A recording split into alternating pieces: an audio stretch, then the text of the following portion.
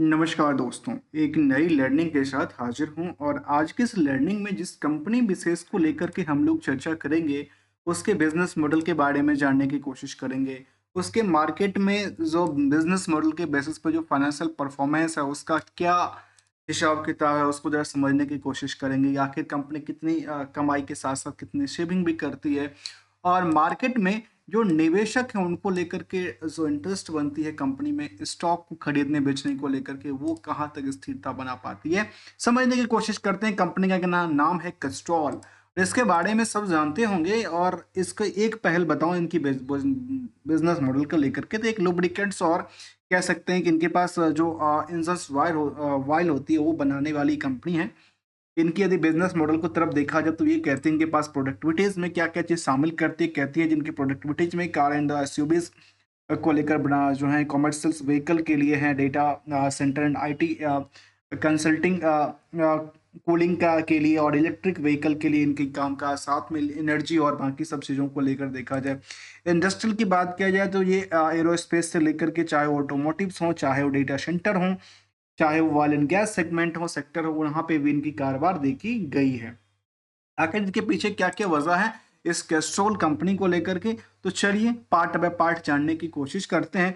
जहाँ पे इसके ब्रांड एम्बेसडर पता है कौन है? बड़ी साहब हैं, शाहरुख खान साहब हैं, जो इनमें स्ट्रोल इज एक्स की बात शामिल करती है, जहाँ पे अलग-अलग इनके न्यूज़ और अलग-अलग जो ब्रांड्स हैं उनको लेकर दर्ज करती देखी गई। ब्रांड्स की बात किया जाए तो इनके पास चाहे कैस्ट्रॉल एज हो या फिर कैस्ट्रॉल मैग्नेटिक से हो, कैस्ट्रॉल 6, ये सारे जो प्रोडक्टिविटीज़ हैं, इनकी डिमांड जो हमने देखा कि इनके सेक्टर को लेकर, चाहे डेटा सेंटर है, आईटी सर्विसेज हो, या वहां तक इनकी कारोबार फैली दिखती है। मार्केट की रिएक्शंस क्या है और फिलहाल के लिए ट्रेंडिंग का आंकड़ा क्या कहती है, उसके लिए एक पहल समझने की कोशिश करेंगे। तो क्या ये यहाँ से मार्केट क्या नई जो पहल है उसके लिए तैयार हो सकती है, क्योंकि यहाँ पे मार्केट एक स्थिरता कायम करने की कोशिश करती देखी गई है। फिलहाल यहाँ मार्केट में वॉल्यूम उस हिसाब से नहीं दर्ज करती देखी गई है, अर्थात जो इंटरेस्ट है बहुत ज़्यादा नहीं है, लोग बहुत ज़्यादा खरीदने बेचने के लिए नहीं आ रहे हैं। पोर्टफोलियोज के अंदर जो इनके पास हैं वो रखे हुए हैं, लेकिन यहाँ पे ट्रेडर के पॉइंट ऑफ व्यू से देखा जाए तो ये बाउंस बैक क्रिएट करने के चांसेस क्रिएट करते हैं, क्योंकि इससे पहले भी इस तरह के बाउंस बैक क्रिएट कर चुका है। आखिर चलिए क्या क्या पहलू को ध्यान देने की जरूरत पड़ती है जानने की पहले कोशिश करते हैं इनकी कुछ समरी डेटा को लेकर के, उसके बाद कुछ कंक्लूजन पे आएंगे। जहां कह सकते हैं कि बुक वैल्यू के मुताबिक मार्केट 853% उछाल क्रिएट कर चुका है, तो वहीं पे इंट्रिंसिक वैल्यू जो है उसके मुताबिक देखा जाए तो नियरली अभी दोगुना भी नहीं है, काफी छोटा सा पार्ट उन्होंने इंक्रीज करती देखी गई है। जबकि इंडस्ट्रियल की पीई के मुताबिक इस स्टॉक की पीई का आप अवलोकन करेंगे तो ये कहलाता है कि काफी छोटा सा अंडर वेट की बात शामिल करती है। करीब करीब 20,000 करोड़ की मार्केट कैप वाली कंपनी है। हायर से लोअर की यदि की पैदान को देखा जाए पिछले एक साल की बेसिस को लेकर के, तो सिंपल सा एक फॉर्मूलाज लगता है। जहां पे हम हायर से लोअर की यदि हम चर्चा किया जाए तो ये कह सकते हैं कि यदि इन का करंट प्राइस की यदि चर्चा करें तो करंट प्राइस 196 रुपए के आसपास निकल के आती है।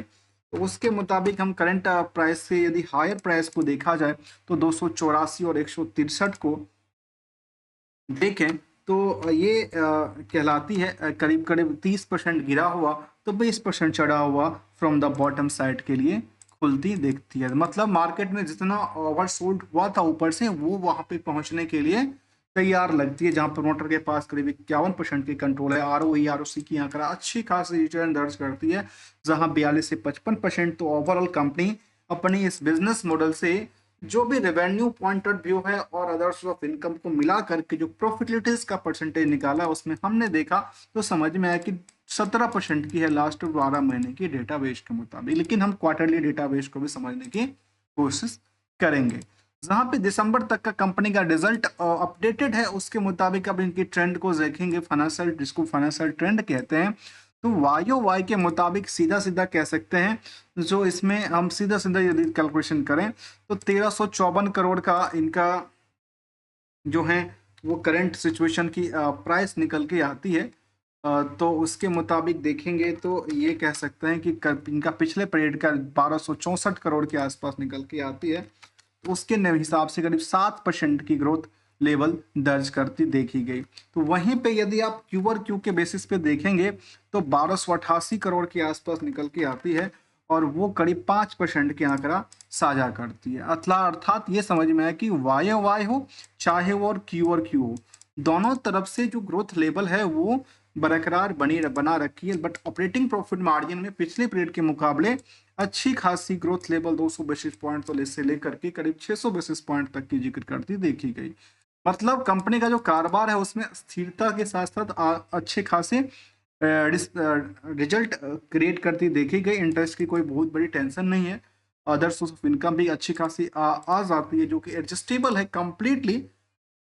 लेकिन ईयरली बेसिस पे देखेंगे तो कंपनी में जो रणनीति रही सेल्स को लेकर उतनी बड़ी तगड़ी नहीं थी, प्रॉफिट को लेकर उतनी तगड़ी नहीं है। सीजीआर के बेसिस पे मार्केट में डिक्लाइनिंग रेशियो कहती है तो स्टॉक रिटर्न को लेकर के ये ऑन एवरेज 40% से ज़्यादा ही रिटर्न क्रिएट करती देखी गई। तो कुछ पहलू कहता है कि यहाँ पे अच्छे खासे कारोबार कर रही है, कुछ कहता है कि नहीं जी इनका सेल्स ईयर ऑन उतनी लेवल पे ग्रोथ नहीं हुआ।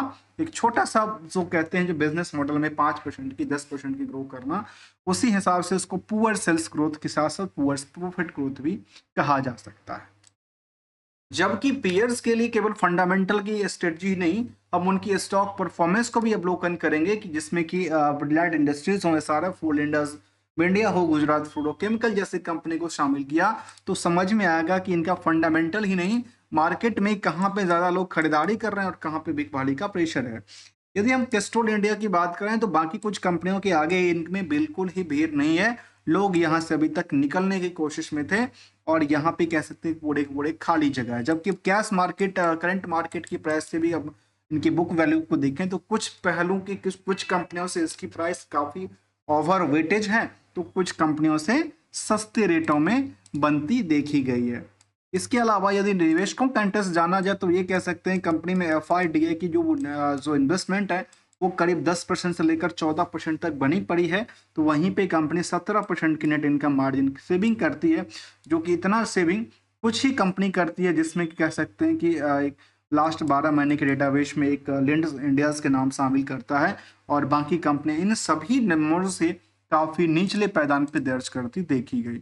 यदि क्वार्टरली रिजल्ट की तरफ ही देखें तो ये कह सकते हैं कि वाई के मुताबिक मार्केट में 242 करोड़ की बजाय ये 271 करोड़ कन्वर्ट होती है। तो यदि इनको आप परसेंटेज निकालेंगे तो 271 करोड़ के हिसाब से आप यदि देखते हैं तो 242 करोड़ के हिसाब से तो करीब 11-12% के आसपास ग्रोथ करती है। तो वहीं पे यदि आप क्यू और क्यू के बेसिस पे भी देखने की कोशिश करते हैं तो 207 करोड़ के हिसाब से यदि आप इसको कंपेयर करेंगे परसेंटेज ऑफ ग्रोथ तो करीब 31% आंकड़ा टच करती है।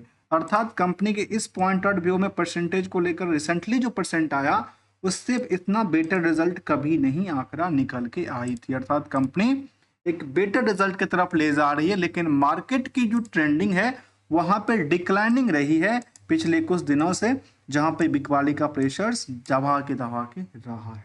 जबकि बिकवाली का प्रेशर पहले भी था, मार्केट उछलता भी है, कूदता भी है और ये चलने की कोशिश भी करती रहती है। एक सवाल अक्सर होता है कि सर टारगेट क्या है, दूसरा होता है कि सर एशएल क्या है।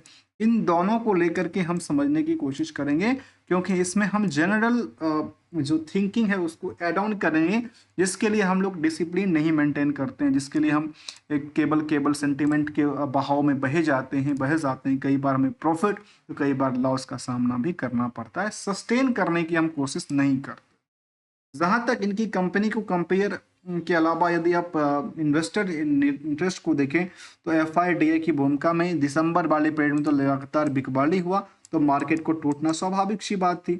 जब 2% एक्स्ट्रा पब्लिक के पास बर्डन बढ़ी गई तो पब्लिक क्या करेंगे, पब्लिक तो अल्टीमेटली लेते लेते 5 लाख से ज़्यादा निवेशक आ गए कंपनी में। तो ये तो एक अच्छी बात भी हो जाती है कई बार जो नए और कुछ बड़े निवेशकों के हाथ में ज़्यादातर लोगों की इंटरेस्ट बनती जा रही है। इसके अलावा यदि एनालिसिस पार्ट को देखें तो रिस्क और रिटर्न की तरफ आप आपस में कंपेयर करें तो रिस्क नहीं के मुताबिक कहते हैं कुछ सिर्फ, जहाँ पर मैंने पहले कहा था कि सेल्स ग्रोथ को से लेकर के पुअर जो उनका जो प्रॉफिटेबिलिटीज रेशियो था उसमें भी आंकड़ा निकल के आई। जबकि पिछले 1 साल की डेटाबेस के मुताबिक केवल यही कंपनी नहीं, यदि हम सेंसेक्स के पॉइंट ऑफ व्यू से भी कंपेयर करने की कोशिश करेंगे, क्योंकि हम अक्सर करते हैं, तो वो आंकड़ा ये देती है कि यहाँ पे चाहे सेंसेक्स हो चाहे बीएससी एनर्जी हो, उसमें पिछले 10 सालों में कुछ पीरियड में तो मार्केट में डिमांड बढ़ी तो कुछ पीरियड में डिमांड घटी, क्योंकि एक टाइम फ्रेम की सिचुएशन होती है। क्योंकि जब भी कंपेयर करने के लिए ये टाइम से लेकर ये टाइम होगा तो हमारे सामने दिखेगा कि मार्केट में डाउनफॉल आई है, लेकिन ये मार्केट में लगातार चलती रहती है।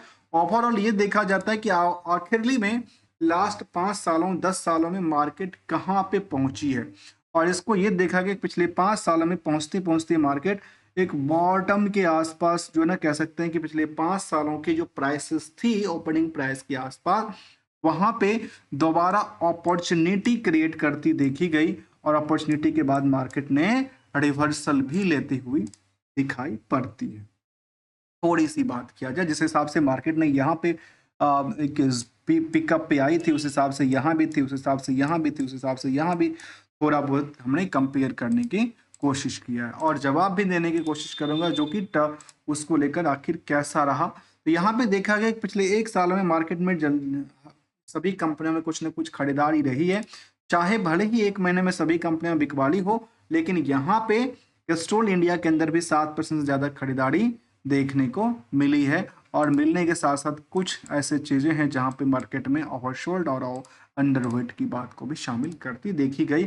यदि मार्केट अंडरवेट है और इसके मुताबिक मार्केट यहां से करीब करीब 50% रैली क्रिएट करती है, तो ये कह सकते हैं कि यहां से 50% की वजह 100 रुपए की मार्केट रन करना, अर्थात ये मार्केट नियरली कहाँ पे जाके खत्म होगा, नियरली 300 के आसपास तो आसानी से पिक पे जा सकता है, जहां से इन्होंने मार्केट को रिवर्सल करती हुई पाई गई है। दोस्तों अब आते हैं टारगेट और अचीवमेंट को लेकर के, क्योंकि ये अक्सर सवाल होती है जो पिछले सर टारगेट क्या है, मार्केट की ट्रेंड कैसी कहती है। देखिए मार्केट की ट्रेंड तो रिवर्सल्स की तरफ इशारा दिया है थोड़ा बहुत करके, लेकिन अभी तक उतना बड़ी मोमेंटल नहीं हुआ है, क्योंकि ये अब यहाँ से मार्केट चलना मतलब लगातार ब्रेकआउट करते रहना, चाहे वही पोजिशन हो चाहे जिसमें मल्टीपल इनके पास ब्रेकआउट है। अब आती है टारगेट को लेकर, और कभी भी ये नहीं कहता हूं कि आपने कहाँ पे लिया हमने कहाँ पे लिया, ये चर्चा बिल्कुल ही नहीं करते हैं। दोस्तों चर्चा ये बात की होती है कि जो टारगेट है वो अपनी खुद की रिस्पेक्टेशन के मुताबिक होती है कि हम कितनी परसेंट अपनी इस रिस्क फैक्टर के साथ प्रॉफिट लेने की चांसेस क्रिएट करते हैं, और हम अपनी कैपिटल को बचाने के लिए कितनी परसेंट लॉस लेकर के निकलने की कोशिश करते हैं।